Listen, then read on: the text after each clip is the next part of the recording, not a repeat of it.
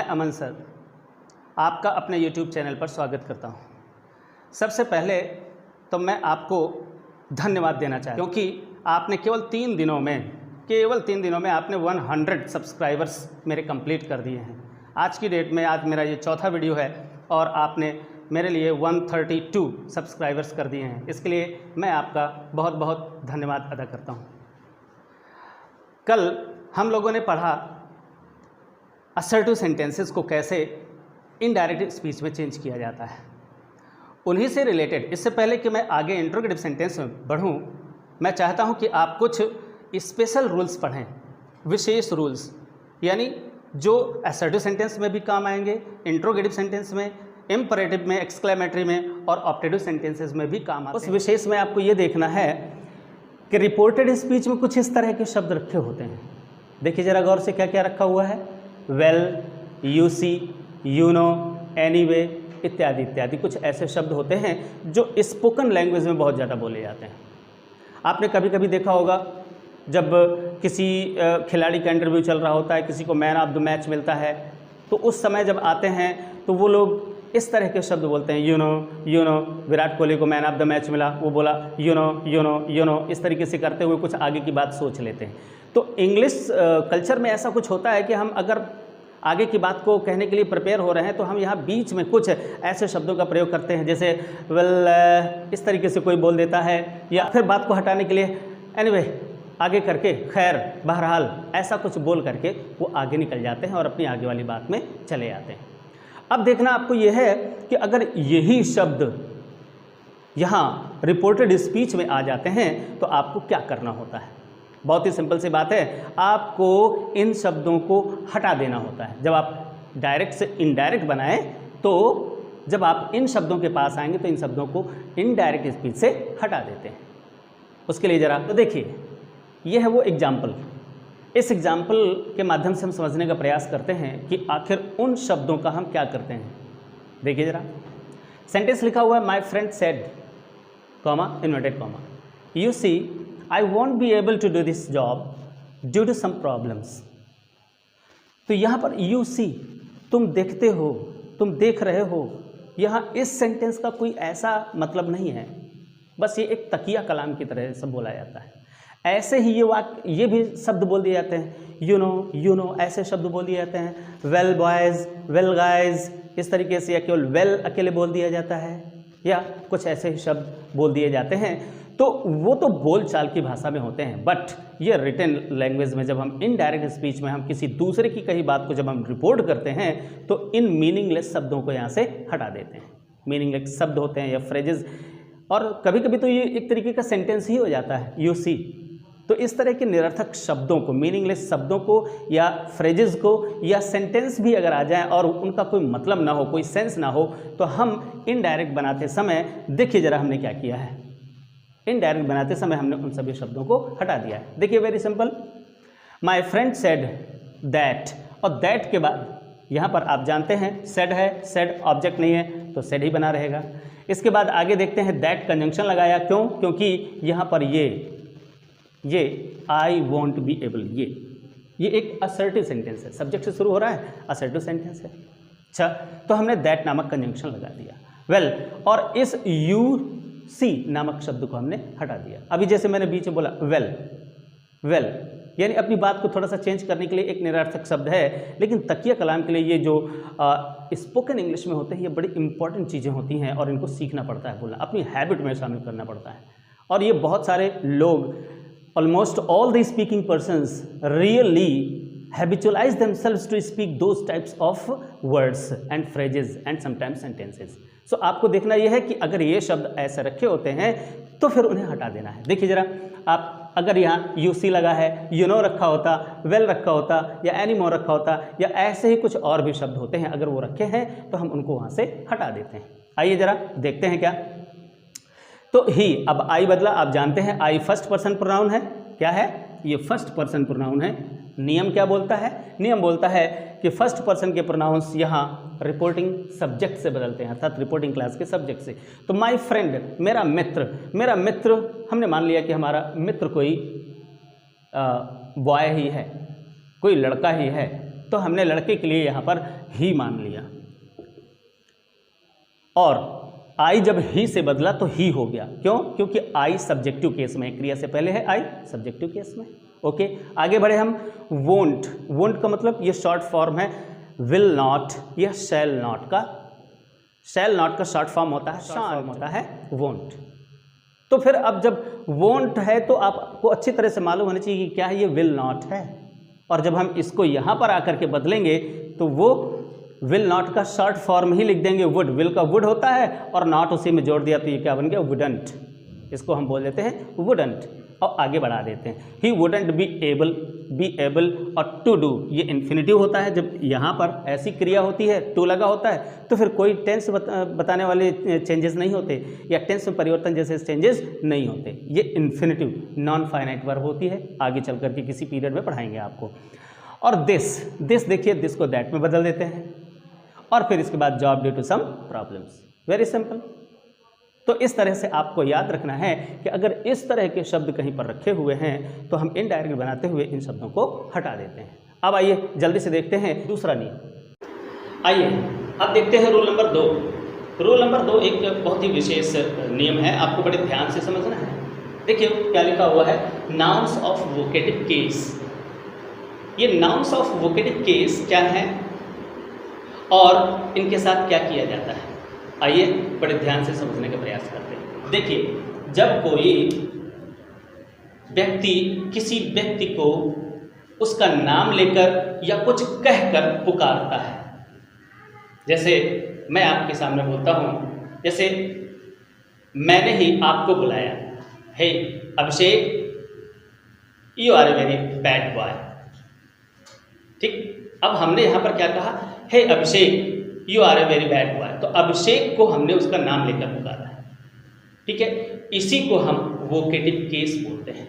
इस तरह का अगर कोई नाम, जैसे हम बोल देते हैं हे बॉय या बॉय कम हियर, हमने बॉय कहकर बोला तो उसको हमने बॉय बोला और थोड़ा सा हमने पास लिया।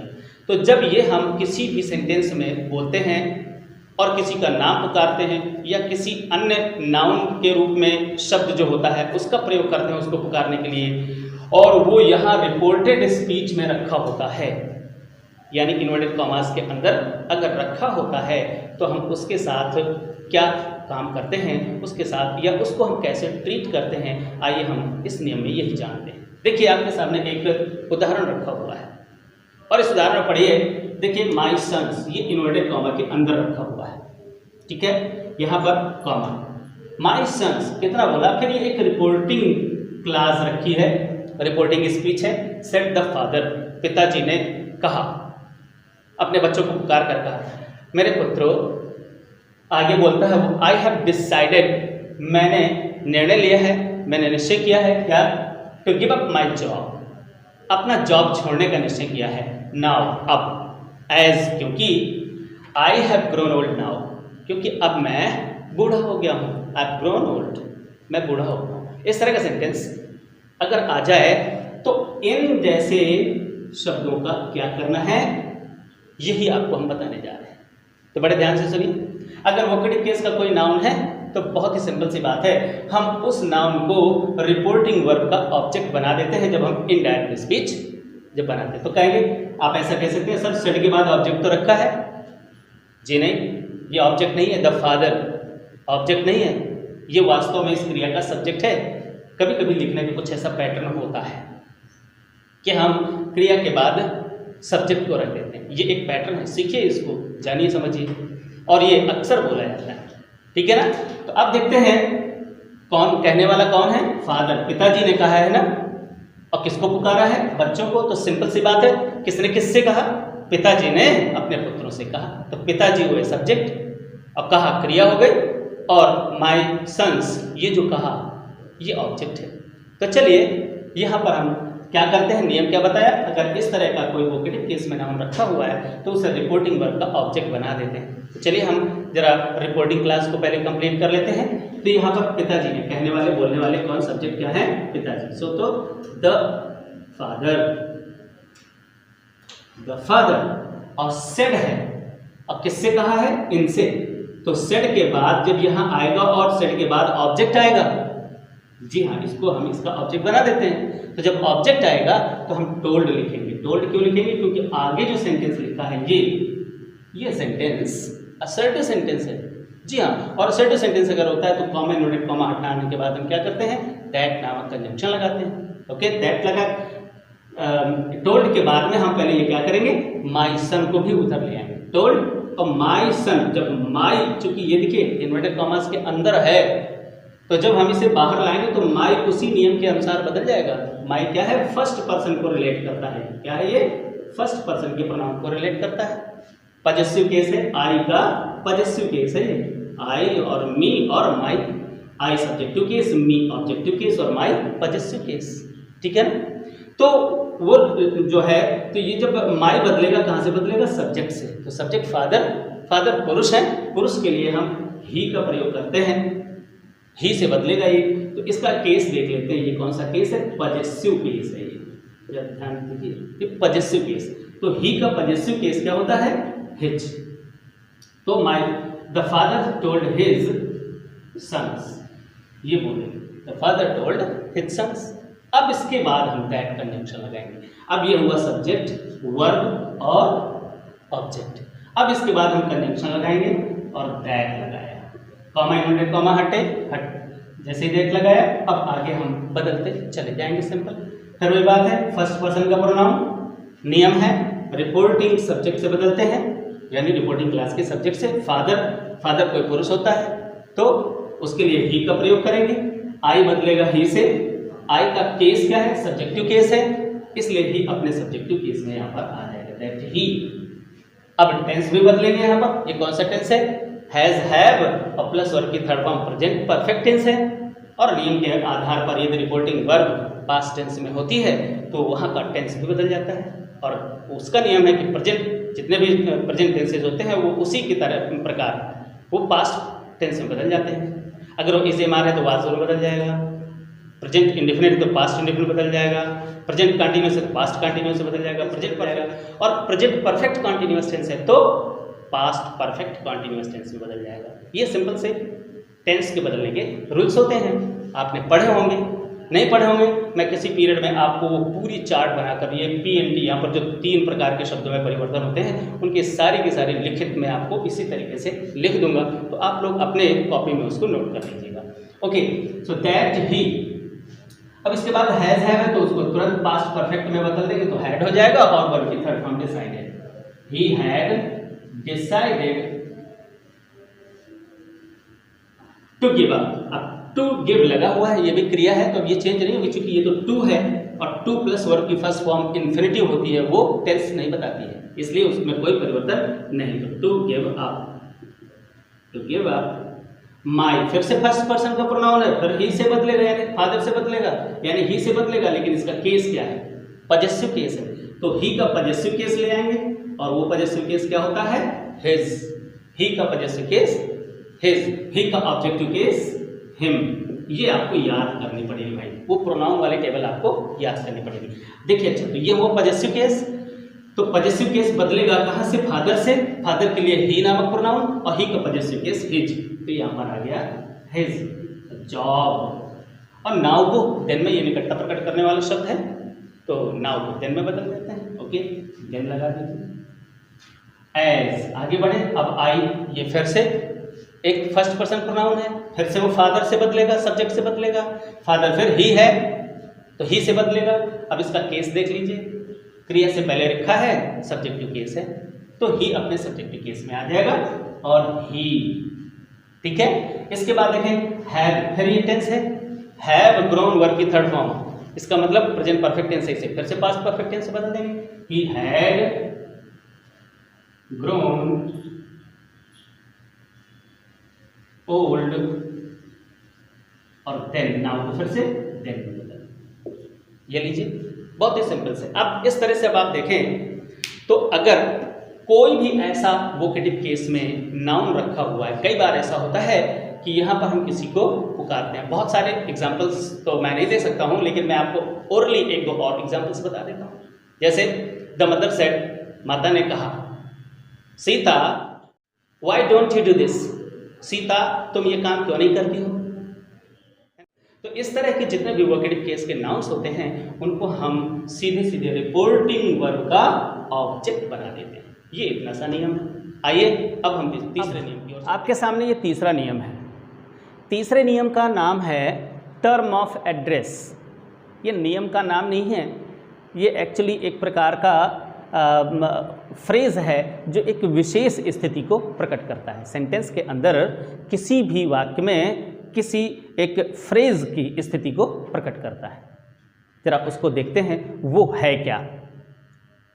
अभी आपने पिछला जो दूसरा नियम पढ़ा उसमें किसी ने किसी को पुकारा था। इनफैक्ट ये भी वही है, किसी ने किसी को पुकारा हुआ है, संबोधन दिया है। देखिए जैसे इस वाक्य में माय डियर फ्रेंड, मेरे प्यारे मित्र, मेरे प्रिय मित्र, सेड ही टू मी, उसने मुझसे कहा या उसने मुझसे कहा था क्या, आई विल हेल्प यू, मैं तुम्हारी सहायता करूँगा, एज मच एज, उतनी जितनी कि मैं कर सकता हूँ, आई कैन। तो उसने यानी कोई है और उस मित्र ने मुझसे ऐसा कहा था और ऐसा कहते हुए उसने मुझे ये कहकर पुकारा था, क्या, माय डियर फ्रेंड। इसी को हम कहते हैं केस ऑफ एड्रेस। और जब ऐसा होता है तो क्या करते हैं, तो आप तुरंत कह देंगे सर भी अभी आपने बताया था पिछले नियम में कि उसको रिपोर्टिंग वर्ब के तुरंत बाद रख देंगे। तो जरा गौर करिए, यहाँ पर रिपोर्टिंग वर्ब के बाद मी लिखा हुआ है, लिखा है ना। कभी हो सकता है नाम भी लिखा हो, सपोज यहाँ पर लिखा हो सेड ही टू सीता, उसने सीता से कहा ऐसा, तो फिर आप सीता को नहीं हटा सकते। यानी ऑब्जेक्ट अगर वहाँ पर रखा हुआ है तो आप उसे नहीं हटा सकते। और भाई अब दो ऑब्जेक्ट तो रख नहीं देंगे, यानी ही और टोल्ड करके और his dear friend, he told his dear friend, अगर आप ऐसा कर देंगे तो ये मी कहाँ चला जाएगा। असल में मुझसे कहा था ना, तो मी तो गायब हो जाएगा। अब दोनों चीज़ें तो हम रख नहीं सकते हैं, इसलिए अब क्या करेंगे, देखो जरा, यहाँ पर सब्जेक्ट भी है ऑब्जेक्ट भी है। सेड ही टू मी, ये कैसा सेंटेंस है, ही सेड टू मी, वास्तव में क्या है ये, ही सेड टू मी। वास्तव में ये सेंटेंस ये है जिसको लिखने का पैटर्न कुछ इस तरीके से कर दिया गया है। अब आप यहाँ पर देख रहे हैं कि सब्जेक्ट भी है, रिपोर्टिंग वर्ब भी है और ऑब्जेक्ट भी है। तो अब हम इस मी को यहाँ से हटा नहीं सकते। अब अगर हटा नहीं सकते हैं तो फिर हमें कोई ना कोई तीसरी या दूसरी कोई युक्ति लगानी पड़ेगी, हमें कोई टेक्निक लगानी पड़ेगी कि बात को बहुत अच्छी तरीके से एक्सप्लेन किया जा सके, रिपोर्ट किया जा सके। क्योंकि अब रिपोर्टर अपने तरीके से उस बात को रिपोर्ट करेगा तो कैसे कर सकता है। देखिए उसके आगे ये हमने लिखा हुआ है एड्रेसिंग एज। जी हाँ, जब इस तरीके के टर्म्स ऑफ एड्रेस यूज़ किए जाएँ यहाँ रिपोर्टेड स्पीच में, तो उनको इनडायरेक्ट स्पीच में बदलते समय हमें एड्रेसिंग एज इस तरह के एक फ्रेज का हमको प्रयोग करना पड़ेगा। ये एक्चुअली कंजंक्शन बन जाता है जा करके। देखो जरा क्या करते हैं, एड्रेसिंग और डॉट डॉट डॉट लिखा है, डॉट डॉट डॉट के स्थान पर हम किसे रखेंगे। पहले तो इसका अर्थ समझिए क्या होता है। एड्रेसिंग का मतलब होता है संबोधित करते हुए, और जिसको संबोधित किया जा रहा है उसको यहाँ पर रखेंगे, ठीक है। जिसको संबोधित किया जा रहा है, तो किसको संबोधित किया जा रहा है, मुझको संबोधित, ही सेड टू मी, मुझसे कहा है ना, तो मुझे संबोधित किया जा रहा है। अगर यहाँ लिखा होता सीता, तो सीता को संबोधित किया जा रहा है, तो एड्रेसिंग और सीता कर देते। मुझको संबोधित किया जा रहा है तो एड्रेसिंग मी हो जाएगा। और फिर इसके बाद एज, एज का मतलब इस रूप में, इस रूप में मुझे संबोधित किया। किस रूप में, इस रूप में संबोधित किया है। तो एड्रेसिंग के बाद लिखेंगे जिसको संबोधित किया गया, और एज के बाद लिखेंगे जो कहकर उसे संबोधित किया गया। चलिए जरा देखते हैं कैसे। अब हम इसी को इनडायरेक्ट स्पीच में बदलते हैं। इनडायरेक्ट स्पीच देखें तो आते हैं, तो ही सेड टू मी, तो यहाँ पर आगे हमें एड्रेसिंग एज से शुरू करना है, क्योंकि यहाँ पर मी भी लिखा हुआ है, देख रहे हैं, यानी ऑब्जेक्ट भी है और ये टर्म ऑफ एड्रेस भी है। तो चलिए हम कैसे कर देते हैं, शुरू करते हैं। एड्रेसिंग लिखते हैं, एड्रेसिंग, और किसको एड्रेस किया है, मी, एड्रेसिंग मी, मुझको संबोधित करते हुए, ऐसा, ऐसा कैसा, एज, ऐसा, माई डियर फ्रेंड। अब माई को हम बदलेंगे भाई, तो एज हिज, किसने, किसने कहा है? ही। सब्जेक्ट माई फर्स्ट पर्सन का प्रोनाउन है, तो सब्जेक्ट कौन है यहाँ पर जरा देखो, ही है, ही ना, ही ने मुझसे कहा है, तो ये है सब्जेक्ट। तो ये माई बदलेगा ही से, माई पजेसिव केस है तो ही का पजेसिव केस आएगा his. Addressing me as his, क्या? अपना डियर फ्रेंड कह करके संबोधित करते हुए, डियर फ्रेंड। अब इसके बाद कॉमा लगाते हैं। तो इतना काम हम पहले करते हैं। एड्रेसिंग और एज के बीच में ध्यान रखना है कि ये जो मी है ये वो व्यक्ति है जिसको संबोधित किया गया है, और एज के बाद हम उस बात को लिखते हैं जैसा उसे कहकर संबोधित किया गया है। फिर कॉमा लगाएंगे, अब फिर इसके बाद यहाँ से शुरू करेंगे ही, यानी सब्जेक्ट रखे ही, और फिर सेड। अब आपको वहाँ टोल्ड मी लिखने की जरूरत नहीं, क्योंकि आपने ऑलरेडी यहाँ पर लिख दिया मी। तो he said that, he said that. अब इसे टोल्ड करने की जरूरत नहीं, मी लगाने की जरूरत नहीं, क्योंकि आपने मी पहले रख दिया है। अब पता चल गया कि मुझको अपना मित्र कहकर संबोधित करते हुए उसने कहा, ये सेंटेंस बन जाएगा। अब क्या कहा? दैट कंजंक्शन लगाया, कॉमा इन्वर्टेड कॉमा हटा, आगे असर्टिव सेंटेंस है, दैट नामक कंजंक्शन लगाया और आगे चालू कर दिया। आई, आई फर्स्ट पर्सन प्रोनाउन है, सब्जेक्ट से बदलेगा। सब्जेक्ट क्या है? ही है, ये है ही, तो ही आ जाएगा। आई सब्जेक्टिव केस है, ही अपने सब्जेक्टिव केस में आ गया। और आइल, आइल लिखा हुआ है, आइल मीन्स आई शैल, तो ही के साथ विल है ना, तो ही विल है, तो क्या हो जाएगा? विल, विल का पास्ट फॉर्म हो जाएगा। चूंकि रिपोर्टिंग वर्ब क्या है? पास्ट टेंस में है, इसलिए ही वुड हो गया। He would help, he would help. और यू, ये सेकेंड पर्सन का प्रोनाउन है, ऑब्जेक्ट से बदलेगा। ऑब्जेक्ट कौन है? मैं हूं ऑब्जेक्ट, ये ध्यान रखिए। तो अब यहाँ पर यू मी से बदलेगा, तो इसका केस देख लो भैया, क्या है केस? ये सेंटेंस है, आई है सब्जेक्ट और विल हेल्प है क्रिया, और ये है ऑब्जेक्ट, तो ऑब्जेक्टिव केस में हुआ। अब ये ऑब्जेक्टिव केस में है, मी से बदलेगा तो मी का ऑब्जेक्टिव केस ही आ जाएगा, और मी का ऑब्जेक्टिव केस वो तो स्वयं ही ऑब्जेक्टिव होता है। मी का सब्जेक्टिव केस आई होता है और पजेसिव केस माई होता है, माइन होता है। ओके, आगे बढ़ते हैं। एज मच एज, अब इनमें तो कुछ परिवर्तन होना नहीं है। एज मच एज, क्योंकि ये वो शब्द नहीं है जो हमने आपको पहले बताए थे, पी एन टी, यानी प्रोनाउंस नहीं है ये शब्द, और ना ही ये टेंस बताने वाले हैं, और ना ही निकटता प्रकट करने वाले शब्द हैं। एज, एज मच एज, अब फिर से फर्स्ट पर्सन प्रोनाउन आ गया, तो फिर से सब्जेक्ट से बदलेगा। सब्जेक्ट है ही, फिर ये सब्जेक्टिव केस है तो ही फिर से अपने सब्जेक्टिव केस में आ जाएगा ही। और कैन, ये प्रेजेंट टेंस को बताता है, कैन, इसका पास्ट टेंस बना दीजिए और वो हो गया could.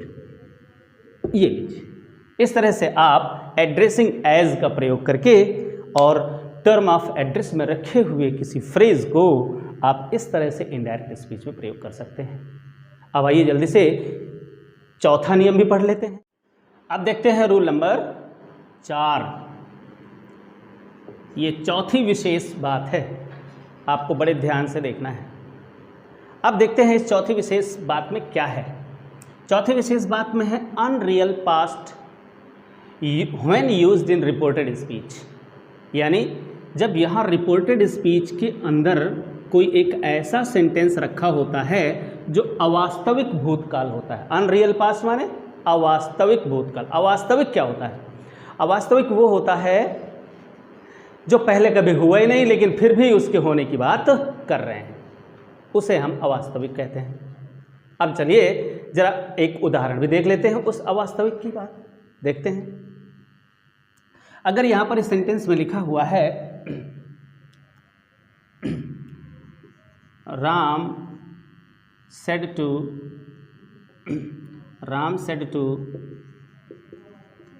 his friend, Ram said to his friend, comma, inverted comma, if I were there,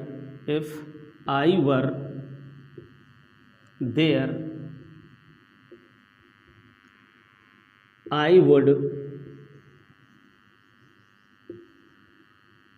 certainly help you। अगर ये सेंटेंस रखा हुआ है तो इनफैक्ट इस तरह के सेंटेंसेस को हम कहते हैं कंडीशनल सेंटेंसेस। कंडीशनल, शर्त प्रकट करने वाले सेंटेंसेस होते हैं, कंडीशन होती है। खैर, इस पर हम एक अलग से एक वीडियो शूट करेंगे और आपके सामने प्रस्तुत करेंगे। फिलहाल ये रास्ते पर है, आइए थोड़ा सा इसके बारे में जान लेते हैं। देखो, आपको सिर्फ ये देखना है कि ये रिपोर्टिंग क्लास है। राम ने अपने मित्र से कहा, क्या कहा? इफ़ आई वर देयर, यदि मैं वहाँ होता तो I would certainly help you, तो मैं निश्चय ही तुम्हारी मदद करता। आप देखिए जरा यहाँ पर, मैं वहाँ तो था नहीं ना, अगर मैं होता तो ऐसा बोलता क्या? नहीं, राम वहाँ पर था नहीं, इसलिए वो बोला है इफ़ आई वर देयर, यदि मैं वहाँ होता। तो यदि मैं होता इसका मतलब वो था नहीं, तो अनरियल तो हो गया ना। जी हाँ, बड़ी सिंपल सी बात है समझने में। तो जो होता नहीं पास्ट में वास्तव में, और उसकी कल्पना करी जाए, सपोज किया जाए कि अगर ऐसा होता तो मैं ऐसा करता, इसी को हम बोलते हैं अनरियल पास्ट टेंस। और जब ऐसे ही अनरियल पास्ट टेंस को रिपोर्टेड स्पीच के अंदर रखा जाए या रिपोर्टेड स्पीच के रूप में उसका प्रयोग किया जाए, तो इनडायरेक्ट स्पीच बनाते समय हम क्या करते हैं, जरा देख लीजिए। आइए चलिए हम सिंपली इसको बनाना शुरू करते हैं। राम, क्या करेंगे हम? रिपोर्टिंग वर्ब को चेंज करेंगे। सेंटेंस वहाँ पर कौन सा है? देखिए, असर्टिव सेंटेंस रखा है, क्रिया से पहले सब्जेक्ट रखा है, असर्टिव सेंटेंस हो गया। तो हमने क्या किया? Told, Ram told his friend, और इसके बाद हमने कॉमा, इन्वर्टेड कॉमा हटाया और दैट नामक कंजंक्शन लगाया। ठीक है, अब क्या है आगे, जरा ध्यान दीजिएगा। इफ, हमने यहाँ इफ लगाया, इफ लगा दिया। आई को हमने बदला सब्जेक्ट से, सब्जेक्ट है राम यानी ही। ठीक है, ओके। तो इफ और हमने आई को बदला राम से अर्थात ही से, तो ही हो गया, सब्जेक्टिव केस है, ही का सब्जेक्टिव केस आ गया। अब क्या करें? आई के साथ वर लगाए तो क्या ही के साथ वाज लगा दें? जी नहीं, यही नहीं करना है, और यही असल में नियम है। नियम क्या है? अब सुनिए। नियम यह है कि अगर रिपोर्टेड स्पीच के अंदर कोई अनरियल पास्ट टेंस होता है तो उसके टेंस में कोई परिवर्तन नहीं होता है। बस, बड़ी सिंपल सी बात है, समझ लीजिए इतनी। यानी अगर कोई अनरियल पास्ट है तो इनडायरेक्ट स्पीच बनाते समय उसके टेंस में कोई परिवर्तन नहीं होता है। ओके, चलिए, हमें अब कोई परिवर्तन नहीं करना है। तो अब क्या हम, बात यह है कि क्या हम यहाँ वाज लगा दें? भाई ही एक वचन है तो वर तो आएगा नहीं। जी नहीं, ऐसा नहीं होता है। अब अगर कोई अनरियल पास्ट टेंस होता है तो वास्तव में सभी प्रकार के सब्जेक्ट्स के साथ में वर लगता है, सभी, चाहे वो एक वचन हो चाहे बहुवचन हो, सबके साथ वर लग। इफ ही वर देयर, यदि वो वहां होता तो क्या करता? आई क्या है? राम से बदलेगा तो ही हो जाएगा। ठीक है, अब यहां पर एक चीज, एक नियम और आ गया भाई। हमने इसको सोचा नहीं था लेकिन ये आ गया, आपके सामने आ।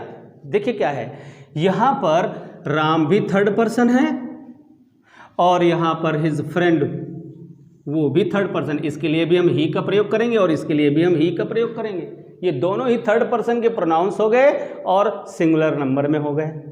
तो अगर ये मैचिंग हो जाए तो भैया एक काम और करना होता है जब आप इनडायरेक्ट स्पीच बनाएं। वो क्या है? जब आपने इस आई को बदला तो किससे बदला? राम से, और राम के लिए प्रोनाउन रखा और प्रोनाउन के स्थान पर के आगे ही उसका नाम भी लिखना पड़ता है, राम यहां पर लिखना पड़ेगा। क्यों? क्योंकि अगर यहां पर कोई यू आएगा, देखिए यहां पर ये यू है, यू बदलेगा फ्रेंड से तो वो भी थर्ड पर्सन से ही बदलेगा। क्लियर होना पड़ेगा, क्लियर करना पड़ेगा कि ये जो ही है ये कौन है, ये राम है या उसका मित्र है, ये हमें क्लियर करना पड़ेगा। ओके, तो चलिए ही के साथ हमने राम को लगा दिया, वर देयर, और ये भी राम ही है तो फिर से हमने राम लिख दिया। ठीक है ना? इफ ही, और इसके बाद क्रिया में कोई परिवर्तन नहीं। He would certainly, he would certainly help अब ये यू है भाई, ये सेकेंड पर्सन का प्रोनाउन है, ऑब्जेक्ट से बदलते हैं, फ्रेंड है, फ्रेंड हमने माना है ये भी लड़का ही है।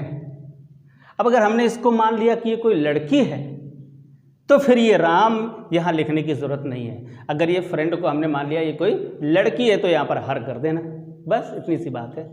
और अगर हमने इन दोनों को मित्र माना है, अगर नाम ही लिखा होता राम सेड टू श्याम, तो फिर श्याम तो लड़की नहीं हो सकती। ओके, तो फिर हम यहाँ पर उनके नाम जरूर लिखेंगे। हेल्प, हेल्प के बाद में हमने यहाँ पर फिर हिज फ्रेंड है तो हेल्प यू, यू को बदलेंगे तो क्या बदलेगा, ये ऑब्जेक्टिव केस में है, देखिए वुड हेल्प, ये ऑब्जेक्टिव केस में है, बदलेगा इससे फ्रेंड से बदलेगा, फ्रेंड माने ही, और ही का ऑब्जेक्टिव केस हिम, और ये हिम कौन है, अब आपको ब्रैकेट में ये भी लिखना पड़ेगा, कौन है, फ्रेंड है, ठीक है ना फ्रेंड, ये आपको ब्रैकेट में लिखना पड़ेगा और इस तरह से वाक्य की समाप्ति करेंगे। ऑलराइट, सो ये हो गया आपका चौथा नियम। अच्छे से एक बार फिर से रिवाइज कर लो, देख लो, फिर से सुन लो। जब कभी भी रिपोर्टेड स्पीच के अंदर कोई अनरियल पास्ट टेंस रखा होता है तो इनडायरेक्ट वाक्य बनाते समय हमें उसके टेंस में कोई परिवर्तन नहीं करना होता है, बस इतना। देखिए भाई, पांचवें नियम के अंतर्गत एक बड़ी इंपॉर्टेंट बात आपको बताने जा रहे हैं, बड़े ध्यान से इसे भी सुनिएगा। देखिए लिखा है यदि रिपोर्टिंग वर्ब के बाद ऑब्जेक्ट ना हो तो क्या करें, मतलब क्या मतलब ये है वो, देखिए ये है रिपोर्टिंग क्लास और ये है रिपोर्टेड क्लास,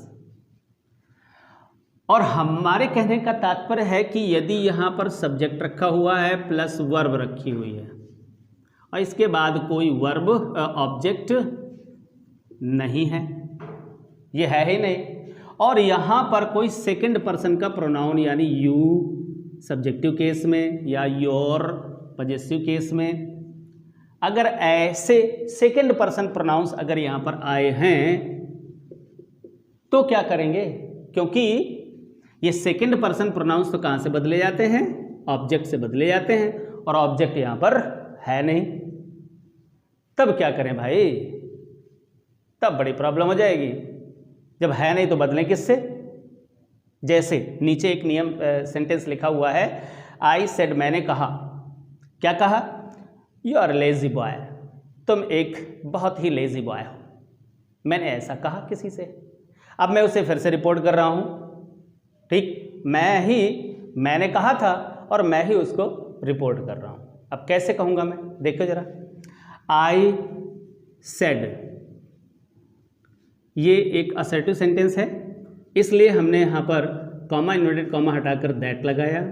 अब आ गई समस्या, समस्या क्या है, यू क्यों है समस्या, क्योंकि यू सेकंड पर्सन का प्रोनाउन है और बदलता है यहाँ ऑब्जेक्ट सेट के बाद जो रखा होता है उससे बदलेगा ऑब्जेक्ट से, और वो ऑब्जेक्ट यहाँ पर है नहीं, तो क्या करना है। अब यदि यहाँ पर ऑब्जेक्ट नहीं है तो हम किसी भी थर्ड पर्सन के प्रोनाउन को मान लेते हैं, बस इतना कॉमन सेंस लगाना है कि ये यू यहाँ पर किसी अकेले व्यक्ति के लिए यूज किया गया है या फिर कई लोगों के लिए यूज किया गया। जैसे you are a lazy boy, तुम एक बहुत ही आलसी लड़के हो, तो यहाँ पर यू एक अकेला बंदा है, अकेला बंदा है ना, इसलिए हम यहाँ पर ऑब्जेक्ट के रूप में अपने दिमाग में ही मान लेते हैं, यहाँ लिखना नहीं है, अपने मन में मान लेते हैं कि यहाँ पर ही है। कौन है, ही, थर्ड पर्सन का एक प्रोनाउन एक वचन का मान लिया, या सी मान लिया भाई, सी मान लिया, ठीक है। और यदि यहां पर कह दिया जाए यू आर लेजी बॉयज, बहुवचन में आ गया, यू आर लेजी बॉयज अगर आ गया, यहां पर एस लगा हो, तो ये यू बॉयज के लिए अर्थात बहुवचन के लिए यूज किया गया है। अब अगर बहुवचन के लिए यूज किया गया है तो अब आप ही सी नहीं बल्कि दे को अपने दिमाग में मानेंगे और इस यू को दे से बदलेंगे। इतना कॉमन सेंस है आपके पास, रखना ही है, यह नहीं कि बस ही अकेले हमेशा ही मान लिया, नहीं, अच्छे से देख लेते हैं, पढ़ लेते हैं कि ये यू वास्तव में यहाँ एक व्यक्ति के लिए यूज किया गया है या एक से अधिक लोगों के लिए यूज किया गया है। अगर एक से अधिक लोगों के लिए यूज किया गया है तो दे मान लो, और अगर एक व्यक्ति के रूप में यूज किया गया है तो ही मान लो या सी मान लो। अगर बॉय लिखा है तो सी तो मान नहीं सकते, गर्ल लिखा है तो सी मानोगे, और बॉय लिखा है तो, अब अगर यहाँ पर बॉय है ही नहीं, कोई ना बॉय है ना गर्ल है, तब फिर आप कुछ भी मान लो, चाहे ही मान लो और चाहे सी मान लो, ठीक है ना। जैसे यू आर वेरी स्ट्रांग, तुम बहुत स्ट्रांग हो। अब इसमें पता नहीं चल रहा है कि ये यू लड़का है कि लड़की है, तो अब आप यहाँ पर क्या करेंगे, यहाँ पर आप ही मान लेंगे चाहे सी मान लेंगे, यानी ऑब्जेक्ट आपका कोई थर्ड पर्सन ही होना चाहिए। ये 90% ग्रामरियंस का मानना है। कुछ लोग कहते हैं, कुछ ग्रामरियंस ऐसे भी हैं कि यहाँ पर मान लेते हैं क्या, मी भी मान लेते हैं, यानी फर्स्ट पर्सन का प्रोनाउन भी मान लेते हैं। तो अब देखो जरा, आई कहेगा किससे, मी से, अपने आप से ही कहेगा यू आर ए, हाँ कह सकता है, मान सकते हैं, तो लेकिन वो केवल 10% ग्रामरियन हैं जो ऐसा मानते हैं। बाकी 90% ग्रामरियंस जो हैं वो ये मानते हैं कि हमें यहाँ पर ऑब्जेक्ट न होने पर हमें थर्ड पर्सन के किसी एक प्रोनाउन को एज्यूम कर लेना चाहिए। तो आप भी थर्ड पर्सन, जब ज़्यादा, वैसे भी मेजॉरिटी का ज़माना है, जो ज़्यादा लोग मानते हैं वैसा ही आप भी मानिए, हम भी मानते हैं। और क्या होना चाहिए कि यहाँ पर हमने थर्ड पर्सन के एक प्रोनाउन, अब सपोज हमने यू को बदलना है, बॉय है तो हम लड़का ही मानेंगे, तो हमने ही मान लिया, यहाँ पर क्या मान लिया, ही। अब जरा ये देखो, ये यू किस केस में है, यू का केस है सब्जेक्टिव केस, क्रिया से पहले सब्जेक्टिव केस, तो हम ही से बदलेंगे तो ही का सब्जेक्टिव केस ही यहाँ पर आ जाएगा। ये लिखना नहीं है यहाँ पर, आई सेड टू हिम या आई टोल्ड हिम, यहाँ पर लिखना नहीं है, अपने मान लेते हैं बस, आई सेड दैट ही, और टेंस बदलने वाले नियम लगा देंगे तो he was a lazy boy. यदि रिपोर्टिंग वर्ब के बाद ऑब्जेक्ट ना हो तो क्या करें, इस प्रश्न का जवाब मिल गया। यदि रिपोर्टिंग वर्ब के बाद ऑब्जेक्ट ना हो तो ये करें, मान ले, किसी को मान ले, थोड़ा कॉमन सेंस का प्रयोग करते हुए मान ले। चलो अब जल्दी से एक और, चूंकि वीडियो काफ़ी बड़ा होता चला जा रहा है इसलिए एक और नियम है, आज आपको वो भी बता देते हैं छोटा। अच्छा ये तो अब जल्दी से पढ़ लेते हैं छठवां नियम। छठे नियम में क्या है, देखिए लिखा है, ये रिपोर्टेड स्पीच में नीडंट का प्रयोग हो। नीडंट, वास्तव में नीडंट क्या होता है, नीड नॉट का शॉर्टेंड फॉर्म होता है, यानी संक्षिप्त रूप होता है। जैसे विल नॉट का शॉर्टेंड रूप क्या होता है, वोंट, शैल नॉट का शांट, है ना, इसी प्रकार से नीड नॉट का नीडंट होता है। अब यहाँ पर क्या है, यदि रिपोर्टेड स्पीच में नीडंट का प्रयोग हो तो क्या करते हैं, देखिए जरा, कुछ खास नहीं, सिंपल सी बात है। असल में कुछ बच्चे इसके टेंस में परिवर्तन कर देते हैं, लेकिन आपको टेंस में परिवर्तन नहीं करना है, ये नियम होता है। अच्छा देखिए, जैसे he told me, told he लगाया क्योंकि ये एक असर्टिव सेंटेंस है, अभी मैं असर्टिव सेंटेंस पर ही चल रहा हूँ। He told me, comma inverted comma हटाया और दैट नामक कंजंक्शन लगाया। जब यहाँ असर्टिव सेंटेंस होता है तो आप जानते हैं ये दो परिवर्तन होते हैं, कर दिए हमने।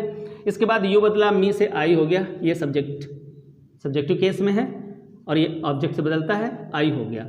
अब यहाँ पर आपको नीडेड नॉट नहीं करना, यानी इसके टेंस में कोई परिवर्तन नहीं होगा, यानी ये नीडंट ही लिखा जाएगा और पढ़ने वाला वो स्वतः मान लेगा कि ये पास्ट टेंस में ही है, वो मान लेगा। आपको यहाँ दिखाने की जरूरत नहीं है, नीडेड नॉट नहीं करना है आपको, इतना आपको ध्यान में रखना है। ओके, अच्छा बस इतनी सी बात है। सो आई नीडंट गो टू स्कूल, और टुडे को आप जानते हैं दैट डे में बदल देना है। जी हाँ, अब आज का वीडियो काफ़ी लंबा हो चुका है, इसलिए मैं जल्दी से आपसे एक बात कहना चाहता हूं, और वो ये कि अगर अभी तक आप लोगों ने सब्सक्राइब नहीं किया है तो नीचे सब्सक्राइब के बटन को आप दबाइए और बेल आइकन दबाइए।